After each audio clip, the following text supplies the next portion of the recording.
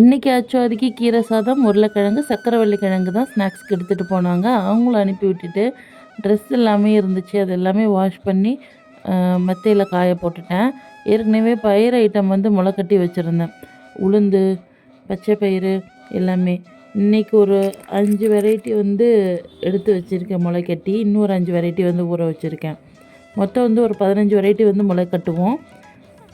அது வந்து பேட்சாக தான் வந்து முளைக்கட்டுவேன். இப்போ வந்து வெள்ளை சோளமே முளைக்கட்டியிருந்தேன். அதை பார்த்த உடனே வந்து எங்கள் வீட்டில் வந்து அப்போல்லாம் சோளம் முடித்த உடனே வந்து வேர்க்கடலை போட்டு சுண்டல் மாதிரி தாளித்து கொடுப்பாங்க. அது எனக்கு ரொம்ப பிடிக்கும். சரி இந்த மாதிரி செஞ்சு பார்க்கலாம் அப்படின்னு சொல்லிவிட்டு முளைக்கட்டிய பயிர் வந்து வேர்க்கடலை போட்டு அதில் வந்து மஞ்சள், உப்பு, வெள்ளக்கெண்ணெய் கொஞ்சம் போட்டால் அப்போ தான் சாஃப்டாக வேகும். 10-15 விசில் விடணும், இல்லைன்னா அப்படியே ஹார்டாகவே இருக்கும் நமக்கு.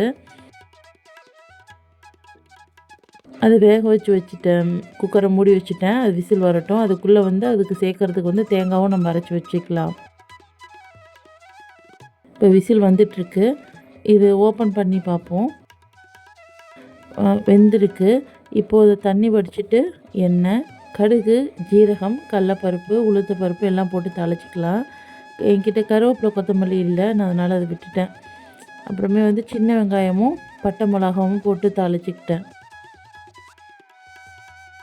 கூடவே பெருங்காயமும் சேர்த்துக்கிட்டேன்.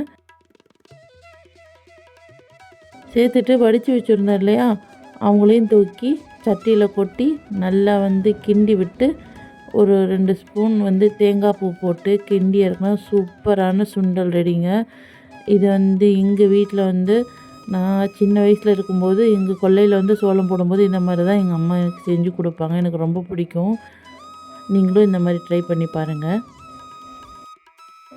இந்த மாதிரிலாம் கொஞ்சம் ஹெல்த்தியாக சாப்பிட்டதால தான் நம்ம இப்படி கொஞ்சம் நல்லாயிருக்கும். இப்போ இருக்கிற கிட்ஸ் வந்து இதெல்லாம் எதுவுமே தெரியாமல் இருக்காங்க பாவம். நீங்களும் இந்த மாதிரி சாப்பிட்டுன்னா மறக்காமல் கமெண்ட்டில் சொல்லுங்கள். இது வந்து நான் புட்டுக்கு முளைக்கட்டி சத்து மாவு புட்டு செஞ்சுருந்தேன். அது கூட வந்து காம்பினேஷனாக வச்சுட்டேன். மறக்காமல் லைக் பண்ணுங்கள், ஷேர் பண்ணுங்கள், சப்ஸ்கிரைப் பண்ணிக்கோங்க.